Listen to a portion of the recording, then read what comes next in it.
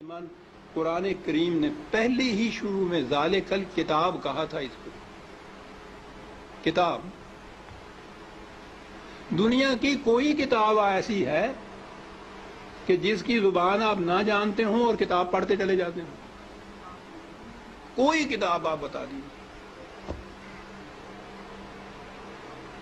زبان نہ جاننا تو ایک طرف، فرض کرو زبان جانتے بھی ہوں اور وہ کتاب کی زبان ذرا مشکل ہو تو آپ ایک آدھ صفحہ پڑھ کے کہہ دیتے ہیں کہ نہیں صاحب میری سمجھ میں نہیں آتی. آپ کتاب پڑھتے ہیں تاکہ سمجھ لیں اس کو. خدا نے بار بار کہا ہے کہ ہم نے اس کو لسان عربی مبین میں واضح طور پر اس کو بیان کیا لعلکم تعقلون، تاکہ تم سمجھ سکو. کتاب کو اگر سمجھ کے پڑھ لیا جاتا عزیزان من تو نہ ملوکیت باقی رہتی، نہ سرمایہ داری باقی رہتی، نہ مذہبی پیشوائیت باقی رہتی. سازش یہ کی گئی کہ سمجھنے کی بات یہ ہے نہیں، بغیر سمجھنے کے، بغیر مفہوم جاننے کے ان کے الفاظ کا دہرا دینا جو ہے اس سے نیکیاں مل جاتی. ایسا چکر دیا کہ کتاب کا سمجھنا جو تھا، سمجھنا کتاب کا بے معنی ہو گیا. بغیر سمجھے ہوئے اس کے الفاظ کا دہرا دینا عین مقصود یہ رہ گیا.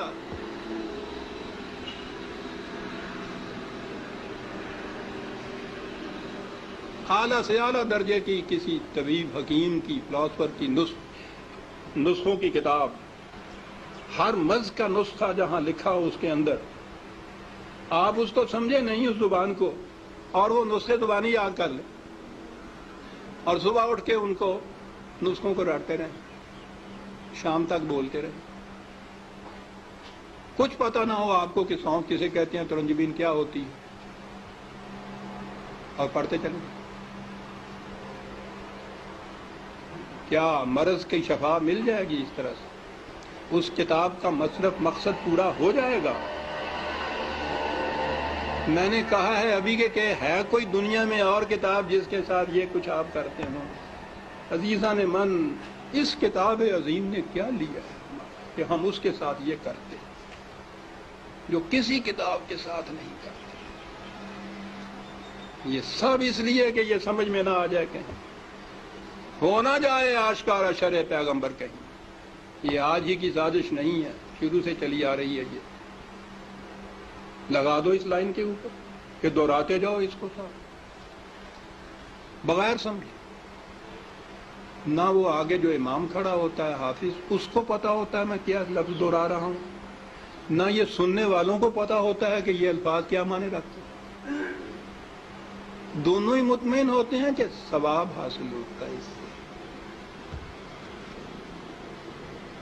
اس کتاب کے ساتھ کیا کی تو ہم میں اور ان میں کیا فرق ہے جن کے پاس وہ کتاب نہیں ہے؟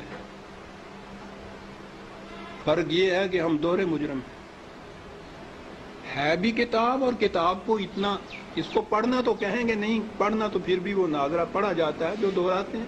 ناظرہ پڑھنا بھی تو یہی ہوتا ہے، الفاظ ہی ہوتے ہیں جن کو دہراتے ہیں ہم. یہ کتاب ہدایت تھی، یہ وہ نقشے اس میں دیے ہوئے تھے کہ فلاں دوراہے پہ پہنچو تو دائیں کی طرف مڑ جاؤ تو اس طرف جاؤ گے، بائیں کی طرف کا راستہ اس طرف چلا جائے گا. نہیں سمجھتے اس کو. ہر مرض کی شفا تھی اس میں، دورائے چلے جا رہے.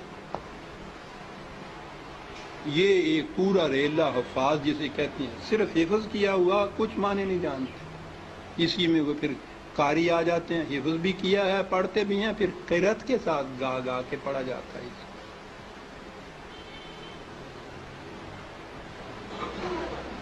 قانون کی کتاب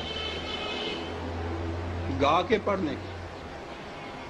قرآن میں یہ لکھا ہوا ہے کہ چوری کرنے والا عورت ہو، چوری کرنے والی ہو، جرم کے عوض میں اس کے ساتھ یہ سزا اس کو دو. اب اس کو آپ گاتے چلے جائیے قانون کو.